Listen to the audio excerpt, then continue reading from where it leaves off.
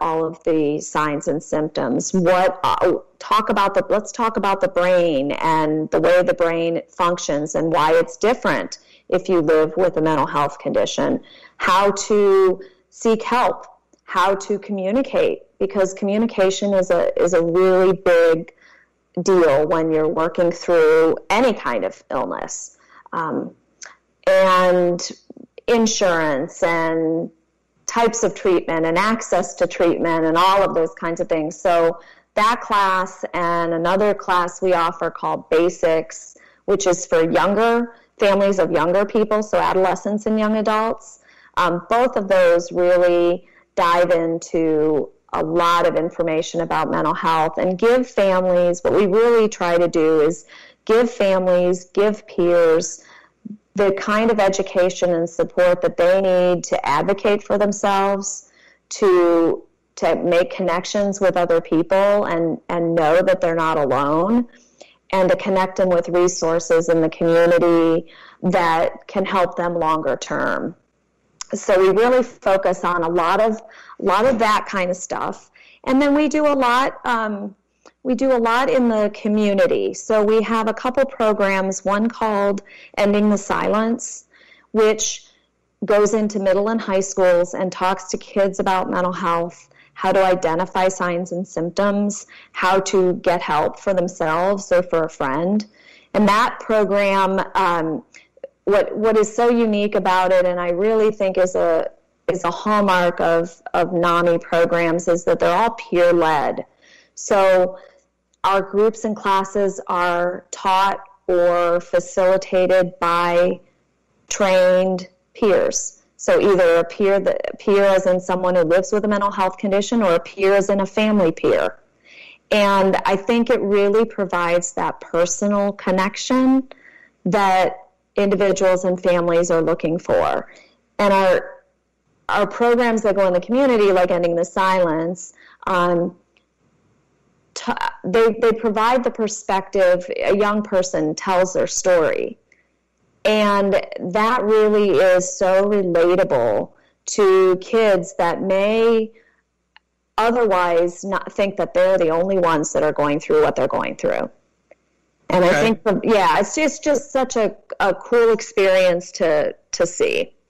So this is a two-part question, but what is the biggest challenge or challenges NAMI is facing as we look forward to 2021 for part one? Mm-hmm. Yeah, I think one of the biggest challenges is this pandemic. Was actually talking about this with some folks earlier. This pandemic, I think we've only kind of hit the tip of the iceberg on the mental health side of it. I think a lot of times the effects of something like we're going through now are going to ripple for a long time to come. And so while you might be in it right now and you're doing your work, or you're in school, or you're getting through, when we do get a little further on in hopefully the pandemic winding down, a treatment perhaps, or a type of vaccine or something that helps us move past it, I think then some of the mental health stuff might catch up.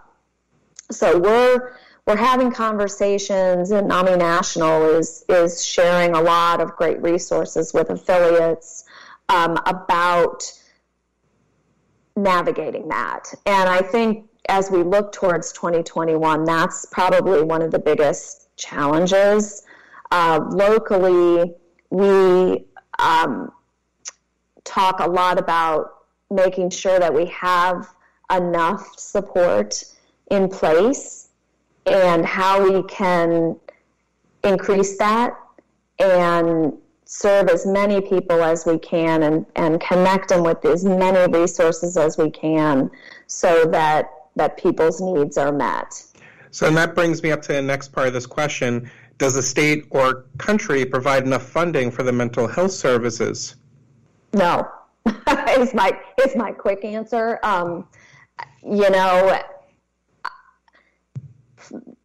access to services, Florida is about 48th in that. Florida has not done a wonderful job over the course of time providing enough in the way of services for mental health. They just haven't. So do you think that there's a stigma concerning mental health or illness, and why is it not discussed? Could this be part of that? Oh, of course. Yeah, absolutely.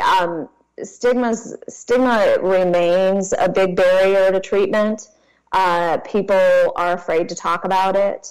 I think, I've seen in the last couple of years, and locally there is more of a recognition of it. I think we're talking about it more. We're trying to figure out creative solutions to some of the funding challenges. There are some good coalitions, stakeholders in both Sarasota and Manatee counties working together. And I see that as a big positive to the challenges of funding and of access to service and those kinds of things. Can there be more? Of course, there can be more. But I do see positives locally with that. But stigma is still a big issue. And it is, it's ignorance. It's people are the fear associated with something you can't see. Mental health conditions aren't as visible as other healthcare issues. So, if you had a cancer diagnosis, you are much more likely to have friends, neighbors, co-workers send you casseroles or set up a meal train or really kind of wrap around a family. And it's not the same in mental health. And there's a strong, one of NAMI's big pushes is breaking stigma, talking about it, sharing with people that mental illnesses are like any other chronic healthcare condition. I say that a lot, and it is something that I think there is some recognition towards, but we're not there yet. We need to just keep plugging at it, keeping it going, keep talking about it. And then I think young people, too, are a really good vehicle for that because they aren't as afraid to, when you hear a celebrity talk about their bipolar diagnosis, that really shares with others that, hey, they're talking about it. Why am I going to be afraid to talk about it? Exactly. So we are getting lower on time. So I'm going to skip ahead here, but what can the community do to help support NAMI in any way? Yeah, sure. So, we have social media channels and a website, and sharing things that we put out is a great way to support us. We, like so many nonprofits in the community, rely on donations and fundraising events and things like that for the success of our programs and to be able to offer our programs. Everything that NAMI offers for the community is free. So we have to, it's not free on our end, but it's free for anybody looking. They don't have to be a member in NAMI, but membership is a great way to get a ton of resources. So membership is always something that can help us.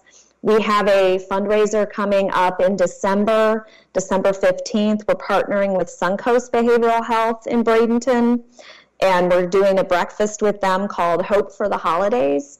And so that would be a great way to support NAMI as well. Awesome. I love it. So this is the part of the show where I like to give my guests the opportunity to share their contact information, email, website, phone number, how they want to be contacted by our listeners so they can be in touch with you. Sure. So our website is NAMISarasotaCounty.org, which is all spelled out. And our website has a lot of information on it and ways to get in touch with us. Our phone number is 941-444-3428, and that is a great way to reach us. And then the best email is info, I-N-F-O, at NAMI-SarasotaCounty.org.